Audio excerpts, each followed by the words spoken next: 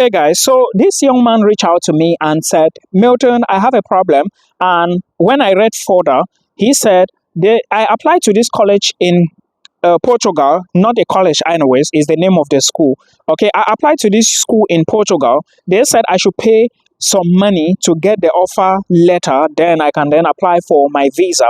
Then I am confused. The total amount I have to pay is 950 euros for one semester.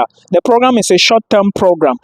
Now, what are the documents I need so I can prepare on time? And he went further to say, what is the visa acceptance rate? First of all, let me talk about the visa acceptance rate to Portugal. If you are applying to Portugal, first thing first, you need to ask yourself, are your documents legalized? Make sure you get your documents in the correct format before you begin anything in Portugal. Now, if a school says that you need to pay some certain amount of money, it means it is tuition deposit, right? Then it means you have to pay that money in order to get your final acceptance letter to begin visa process. But you were asking me about the acceptance rate. The acceptance rate for Portugal in 2023-2024 was about 65-70%, but in early 2024 and towards late 2024, as I'm talking to you, to early 2025, the acceptance rate moved from that 70 to like 85% and 90%, 85 to 90% in terms of acceptance rate, which means that in every 1,000 or let's say 100 people who applied for visas, about 90%, about 90 people got their offers, all right, like their visa to migrate to Portugal. Now, one thing you should understand here is, put this as a keyword. He said he is going in, the program is a short-term program, and since the course is just for few months, you have to understand that you are not going to be applying for the visa we call the student visa. You are going to be applying for a Schengen short stay visa, okay? Now, if you are applying for a Schengen short stay visa, you do not need basically proof of funds for one academic year. So proof of funds is part of the documentation you need. Possibly, I do not know how long the program is going to last. He didn't mention it. But if in case, I got a similar situation last time like this for someone who wanted to move to Spain. If in case you are also in this situation, I will not advise you to take short-term courses to Europe, because you need something in Europe called a residence permit in order to give you student opportunities to work. Now, if you take a short-term course like this, you will not be given a residence permit, because all you can get, especially if the course is not up to 6 months, what you will get is a Schengen visa, which means that immediately after the course is over, you have to exit the country. So please put all of this into consideration, because if you do not know this, you may end up not getting anything. This is just the simplest way to go about it. So my advice is, it's either you pay the money, then apply for it, or you go for a long-term program, a program that will last at least 1 year or more.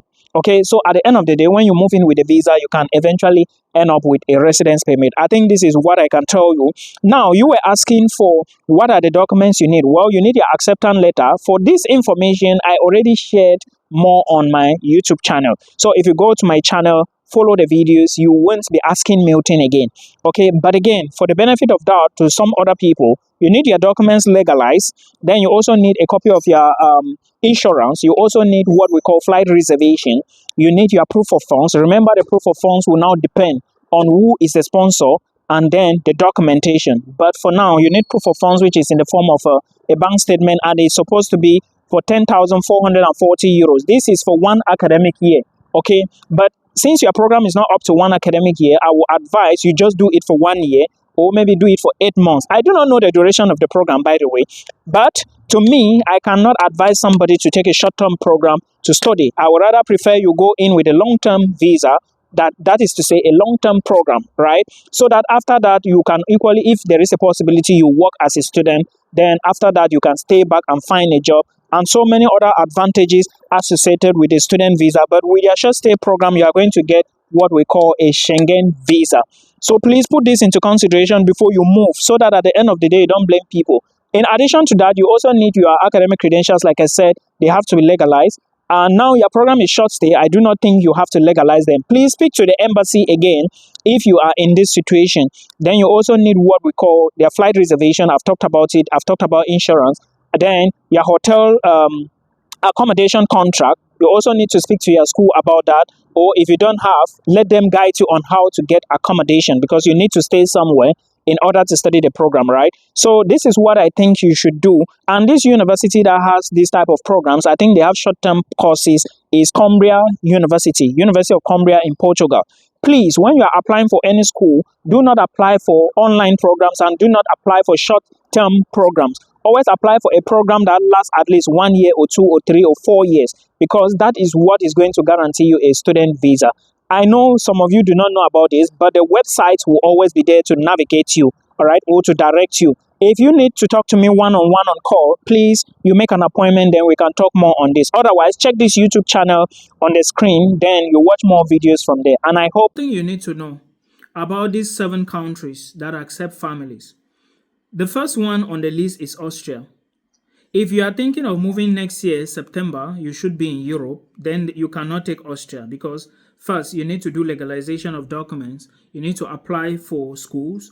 That process is not going to take you less than a year. It's late for Austria now, so remove Austria from the list.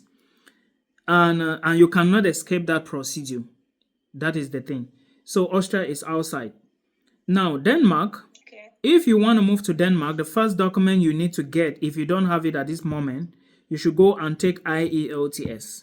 It is a compulsory thing to take if you must get admissions in Denmark. It is non-negotiable with schools. Now, it is not IELTS alone that you need to pay attention to, right? Because most Danish universities, they do not have a lot of bachelor's degree programs. Your case now, you have to be looking at bachelor's programs. And most of the schools do not have enough. University of Southern Denmark have some bachelor's programs. University of Roskilde, they call it Roskilde, they have bachelor's programs. I did some videos on YouTube already. I've posted some, I haven't done some. So you will now decide on which one you are going to choose after getting to know all of those programs, right?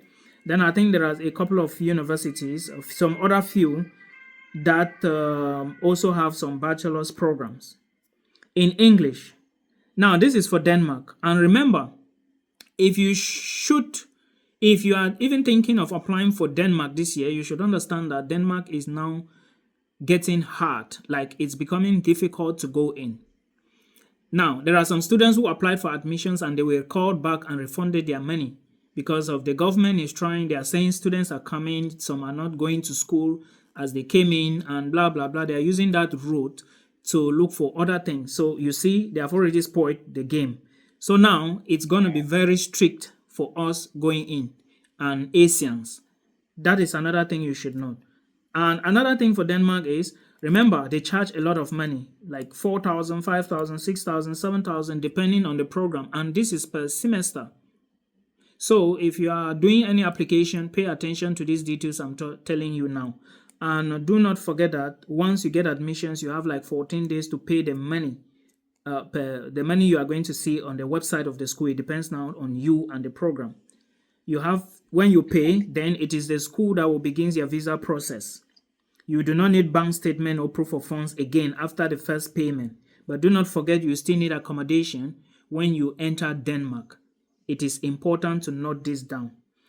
Again, you might be asked to do legalization. If I'm you, I will do the legalization before I do my applications to avoid further complications along the way. Because like I said, many people use Denmark and they went in. Now the government is saying that, oh, a lot of people are using fake documents and they are not willing to take so many students and there will be screening now, you know. Yeah.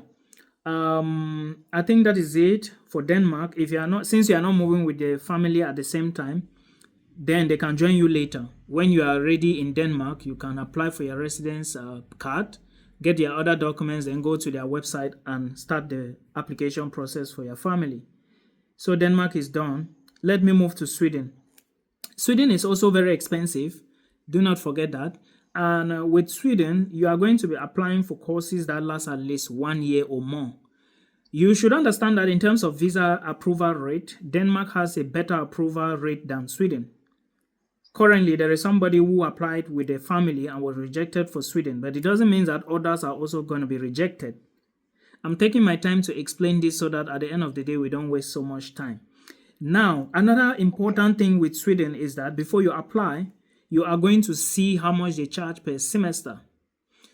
And then from there, you will know if you are budgeting 2 million or 2.5 or 3 million to pay as first tuition deposit before you can begin visa process. You also need proof of funds. For yourself alone, you need about 7.2 million in your bank account. Do not forget that the money for sponsorship, last year proof of funds, needs to be in your own personal bank account for Sweden. And for next year, since you are going to be moving next year, that money might change. So for now, it stays at 7.2, around 7.2 approximately, something like that. Now, let me say something again. For Denmark, I forgot to mention that for Denmark, when eventually your family wants to join you, the entire proof of funds for your kids and your husband must be in your own personal bank account in Denmark. So while you are going, in case you get admission and you are moving, you have to plan for this. Now, moving forward, if you intend to move to Sweden, you should also understand that you need accommodation. So at the end of the day, while you are budgeting for proof of funds for tuition deposit, you should remember that you are going to need money to book accommodation on before you apply for the visa. For Denmark, it's not like that. You get my point. So every country has its own requirements. They ask for visa application. And also, I think application is on now for Sweden. Application is not open for Denmark yet. Most of the schools will be opening around the 10 and 15 of next month. Then for the Netherlands, of course, it's very expensive. You've been watching my video, so you know already. And for the Netherlands, you are going to be doing blocks account. Yes, you are going to be doing blocks account. But for most of the schools, about 95% of schools in here, you are going to be doing blocks account. Okay, the blocks account, that is to say, when you get admissions, you pay all the money to the school. Then they will now apply for your visa. Remember, visa rate here is 100% guarantee, because once you pay the money to the school, it is the school applying for your visa to the Dutch government. When the visa is ready, the school will inform you, and then you book an appointment and go to the embassy for stamping and fingerprints, biometrics, right? That's the name. Now, there is also a possibility for you to actually move to the Netherlands using a bank statement without the blocks account. That is to say, you apply to a school, and at the end of the day, they will ask you if you are using a sponsor. You will now indicate yes, you are using a sponsor. Then they expect you now to bring documents from your sponsor, like the passport of your sponsor, and also the bank statement of your sponsor, and then you sign some documents while your sponsor signs some other documents. You may be thinking that, oh, there are many schools here that have these opportunities. Like, how do I put it? That there are many schools here that you can use a bank statement, but it is not the case. There are just few. I think even the few that are here, they are very expensive, right? Yeah, tuition from like 13, 14, 15,000 per year. The Netherlands charge only once a year. And once you come here and you are not able to pay the tuition, you do not go to school, it is a problem. You would be deactivated from the school. The school will deactivate you, remove you from their system, and send a message to the immigration. And immediately you will receive a message to leave the country. You have to be careful and think if you can actually afford or not. And BSc in all these countries, in Denmark, it's about 3 years, 3.5. It depends on the program. In Sweden, it's about 3 years, 3.5, 4 years, depending on the program. In the Netherlands, it's 4 years. Now, we are done with the Netherlands. Let me look at Portugal.